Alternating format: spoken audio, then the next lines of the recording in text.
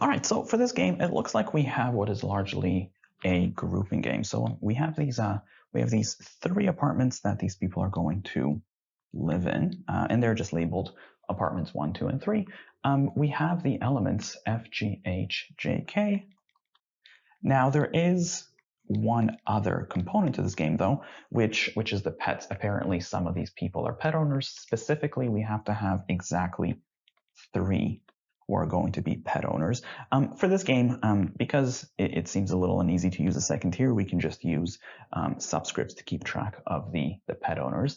And then from there, let's take a look at the rules. So the first rule says, no more than one apartment is vacant. So I guess that does kind of open the possibility that not every apartment has to actually have people living in it.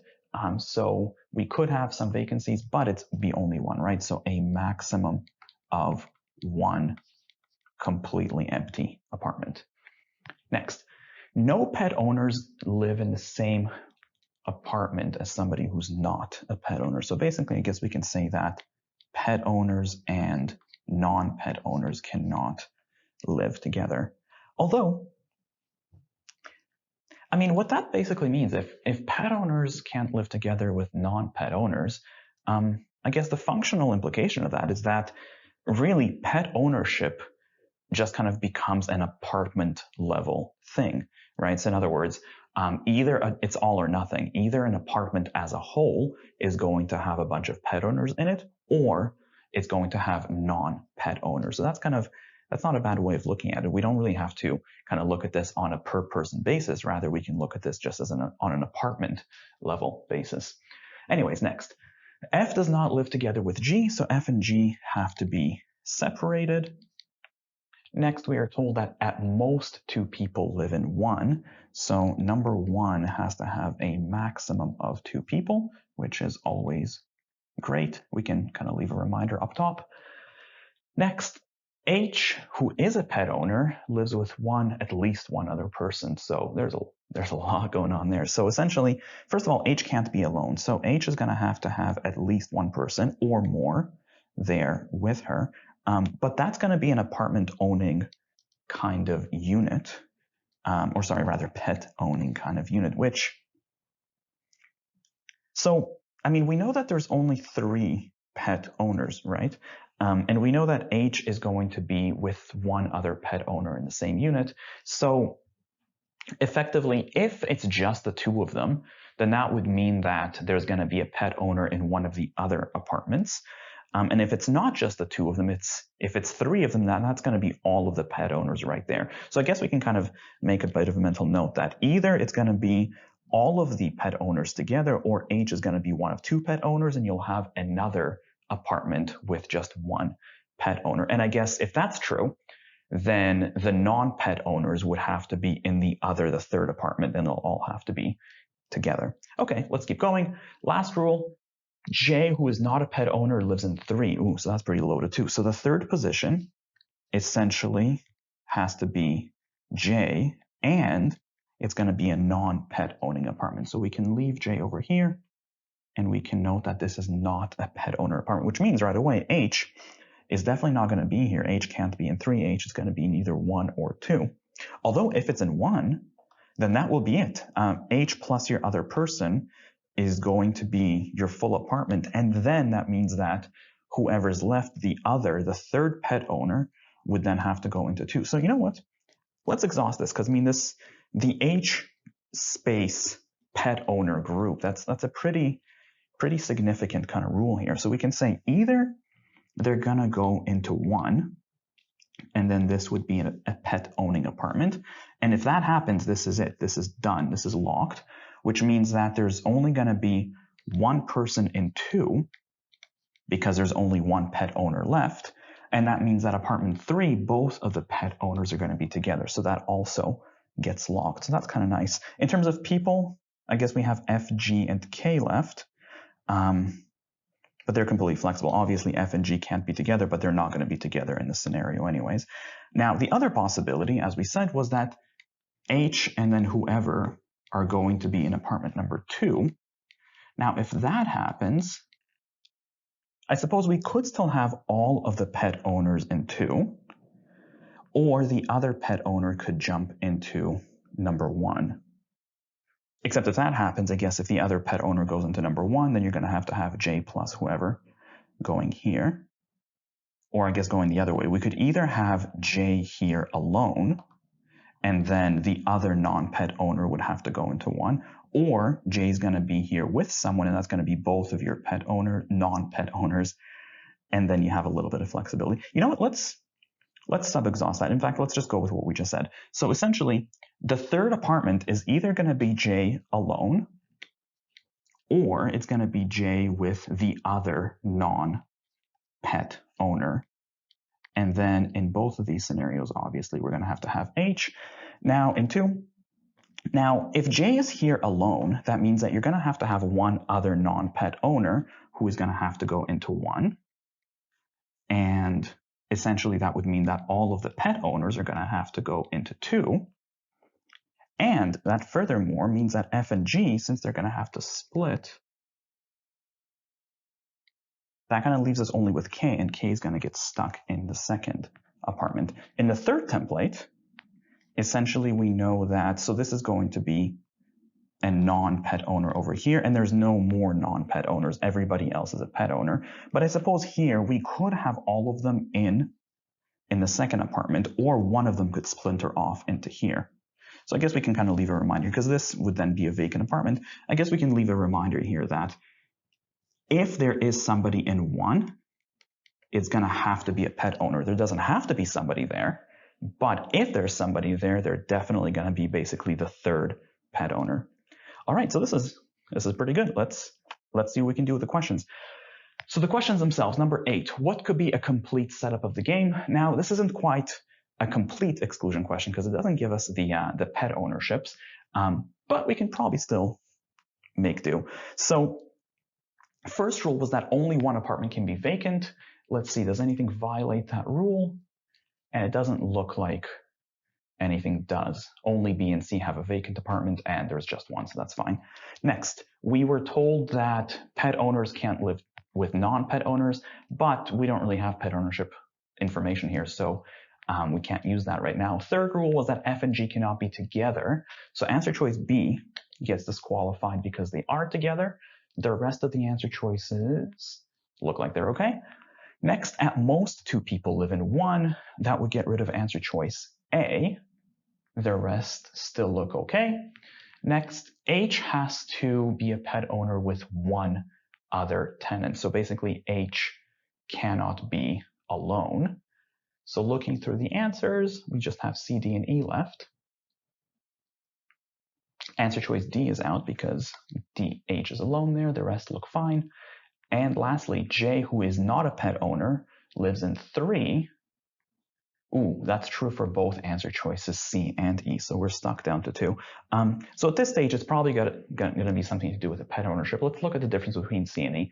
So between C and E, oh, well, you'll notice that answer choice E has H in apartment number 3, but we know that H can't really ever go into apartment number 3 because H is a pet owner. So that would have gotten rid of answer choice E, and that leaves us with C as the best answer to question number 8.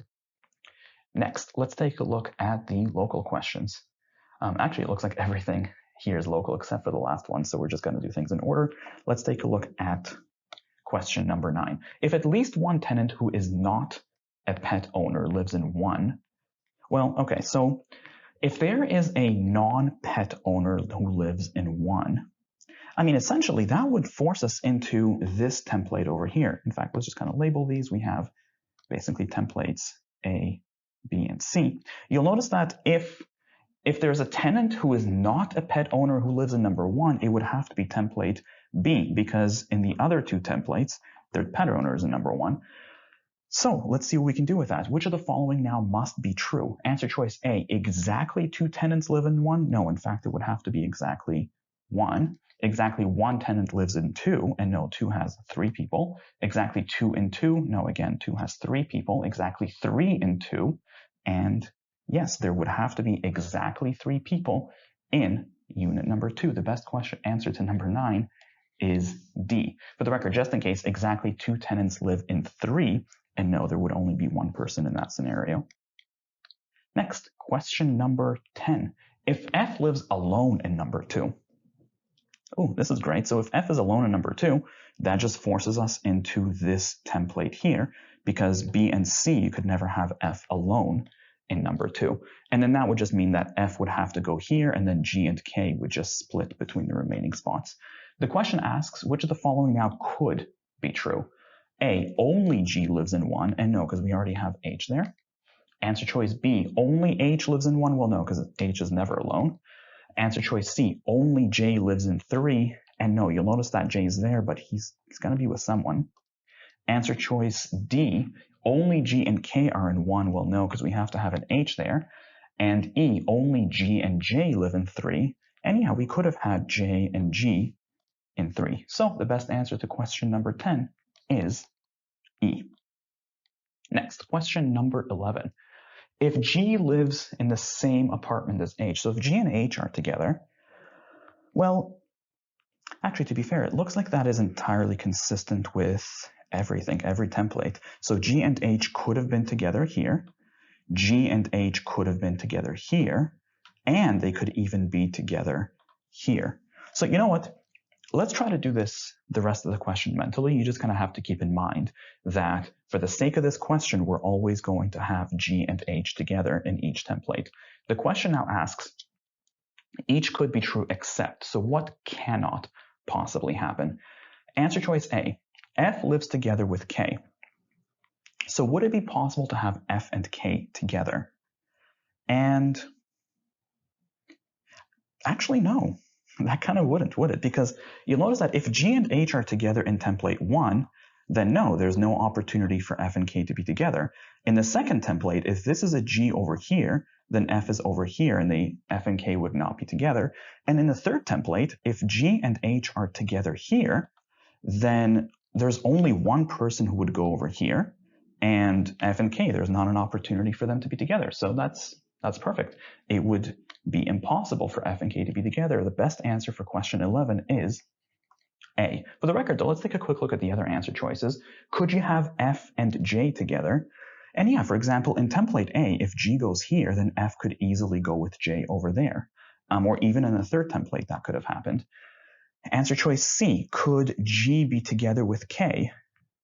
J rather, could J be together with K? Well, yes, again, because if H and G are over here, then this could be J and K together. That would not be a problem.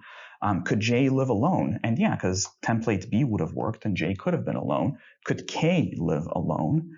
And maybe, yeah, if H and G are together here, you could have had F and J together here, and then K could have been alone. So the only one that couldn't have happened, the only one that didn't have an opportunity to occur is, once again, answer choice A. Next, question number 12. If K is not a pet owner, well, I guess first of all, what can we do with that? If K is not a pet owner, I suppose first of all that means that we're definitely not a template A, right? Because here K would have had to be a pet owner, so we're stuck potentially in templates A or C. And I guess in both cases, you'll notice that, in template A, K would end up having to go here as somebody who doesn't own a pet because the other two definitely own pets. And even in template C, K would have to go here as well because we don't know what's going on with one, but it would have to be a pet owner no matter what. So if K is not a pet owner, we could still be working with either templates A or C, but K would definitely be in apartment 3. Let's go. The question asks, which of the following could be true? Answer choice A, F lives in 2. And that seems okay. Because if K is in 3, then yeah, why couldn't you have F over here or even over here? That seems easily fine. Answer choice B, F lives in 3. And no, because if K is not a pet owner, we said K has to go here or here. There's never an opportunity for F to go there, so B is out. Answer choice C, G lives in 3. And again, same thing. We know that K would be the other person in 3. Answer choice D, K lives in 1, and no, we said K lives in 3. And E, K lives in 2, no, we said K lives in 3. Best answer to question number 12 is A, F could have gone into apartment 2. Next, question number 13. Which of the following cannot be a complete list of tenants in number 1? I guess let's take a look. Answer choice A, could we just have an F there? And yeah, in this template right here, that easily could happen, so why not? Answer choice B, could you just have a G there? And same thing, yeah, couldn't you have just a G there? Answer choice C, could you have just F and H? And maybe in the top template, H could be there with F, couldn't it? Answer choice D, could you have G and H? And again, same thing, couldn't you instead have just G and H? Actually, it's worth noting. So this is a bit of a hacky kind of approach. But in this game, F and G really are logically identical elements, aren't they? Because there's only one rule that applies to F and G, and it's that they can't be together. So as far as this game is concerned, everything that applies to F would seemingly apply to G the same way, and everything that applies to G seemingly applies to F the same way, which means that would have been a good enough reason to get rid of answer choices A, B, C, and D, because answer choices A and B are logically identical. There's no way to say that F is going to be the answer without the same thing applying to G and vice versa. And then the same thing happens to C and D. C and D are logically identical because if F and H was the answer, then why wouldn't G and H be also the answer? The logical implications are exactly the same, which of course leaves us with answer choice E. Could we have G and K be the set of tenants in number 1? And no, because you'll notice that, top scenario, you would have to have H here. Second template, we know that it has to be just one of them because everybody else is accounted for. And third template, we already have 2 and 2, so there's never an opportunity for G and K to be in number 1. So that is the set of tenants who cannot be in number 1. Best answer to question number 13 is E.